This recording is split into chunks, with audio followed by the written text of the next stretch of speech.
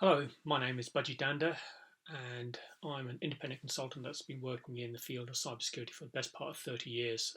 And this is a follow-on video to one I did earlier on, which was talking about some of the challenges in cybersecurity, particularly where some of the threats come from. Now, what I want to talk about was career opportunities in cybersecurity. So let me first start with some statistics. It's currently estimated to be around 600,000 digital vacancies in the UK, and we know that over 70% of technology employers are experiencing skills shortages.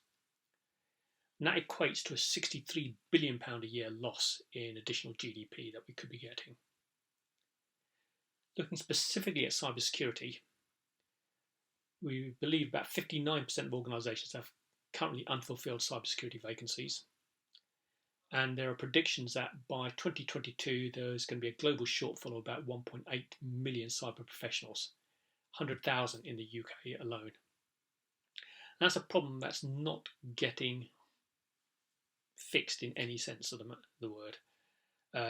There's been an 11% decrease in students taking IT and computing GCSEs in school.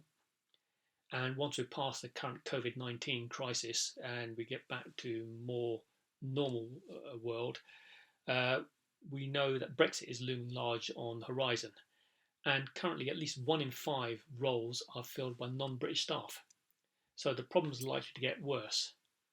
At the same time, the cybersecurity vulnerabilities are still there, the risks are increasing, the hackers and the attackers are becoming more sophisticated, and the impact of breaches, particularly through things like GDPR, are becoming financially more demanding. We've seen reputational risks, financial risk, operational risks being exposed in lots of businesses when there is a breach.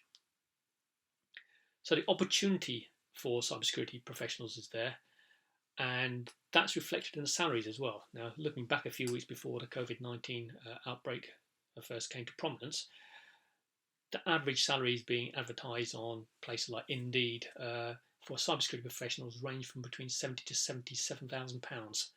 So we know it's a well rewarded career, and I know of people that earn substantially more than that.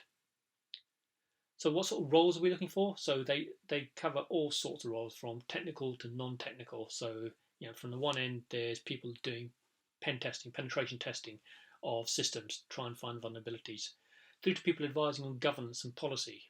There are people doing the architecture of systems, so security architects.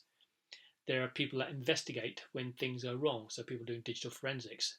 There are people that are monitoring networks to try and identify attacks as they're happening in real time, so people sitting in security operations centres or SOCs, so SOC analysts.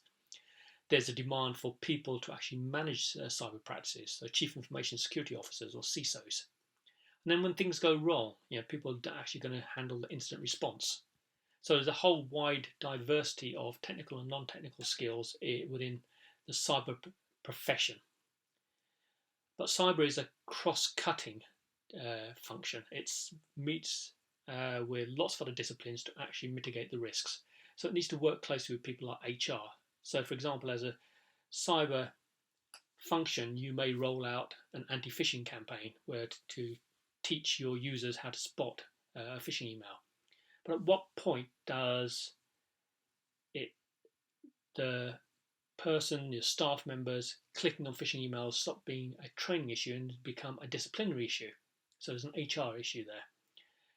Your other teams, your legal, your procurement, and your commercial teams, when they're specifying contracts, when they're finding new suppliers and managing supply chains, how well are they mitigating risks or managing cyber risks as part of that portfolio? Do they actually understand what they're letting as a contract when they're actually procuring a service? Your project managers need to understand cybersecurity at the outset, at the start of the project, because it's far harder to retrofit any sort of security into a system than when you start off. Your finance function needs to understand cybersecurity because, one, they'll be holding very sensitive data, but two, they'll also be setting budgets, and they need to understand the importance of cybersecurity compared to other parts of the business as well. So that also becomes a board issue. So the board needs to understand cybersecurity. They need to also understand what questions to ask. They need to understand the answers. So it's an operational, strategic and tactical and multidisciplinary approach to cybersecurity. And we need professionals that can work across all of those, either as pure cybersecurity professionals, or if you're in a related discipline, understanding enough about cybersecurity to able to mitigate the risks associated with that and manage your business. So if you want to come into cybersecurity, one of the questions I often get asked is, what sort of background do you need to have? Do you need to be technical? Do you need to be very strong at coding? The answer is yes and no. So many of the people that come into cybersecurity are computer literate. They are able to code. They often come from technical backgrounds. They may have done a computer science degree or similar at university. But some of the top professionals I know in cybersecurity come from different walks of life. So I know teachers, musicians, economists, performing artists. Because one of the things we find is that the people that attack systems have a wide diversity in their pool, and we need to have diversity in our pool as well. So that means technical, non-technical.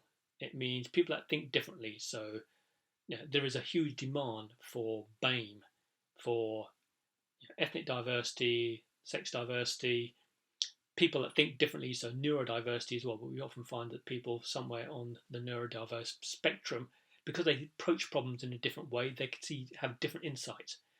Ultimately, what we're looking for is people that can solve problems. So how do you get into the profession?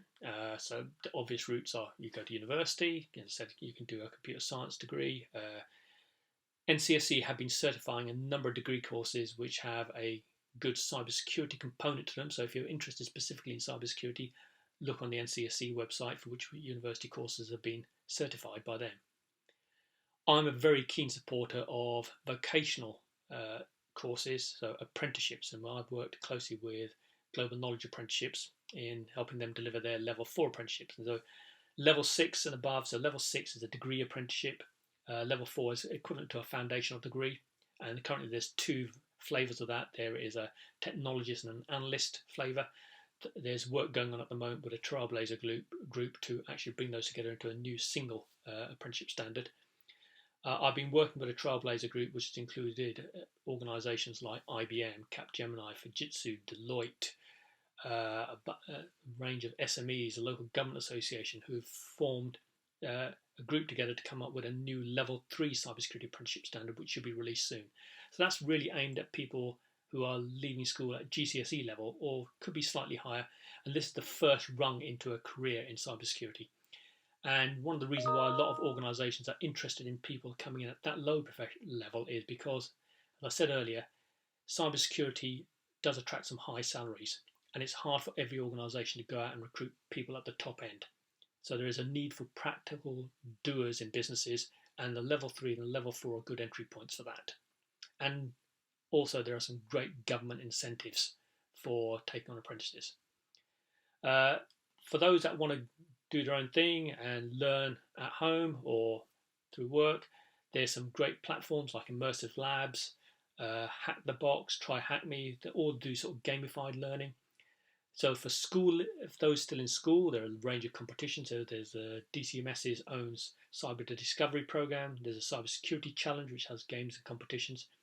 And there's one formal qualification run by Kafara, which is a Cyber Extended Project qualification, which is equivalent to half an A level. So it's a formal qualification which carries UCAS points with it as well. And that's a research-based vocational qualification, which many people do, and that's all online. So those are different things that people can investigate. And if you are an employer, you will struggle to find lots and lots of people applying for your jobs. Have a look at apprenticeships. Have a look at taking people in from different walks of life and training them to actually meet your own requirements. But those that do want to come into cybersecurity as a profession, please take the first steps. It's a wonderful place to be and some great opportunities for you. And good luck.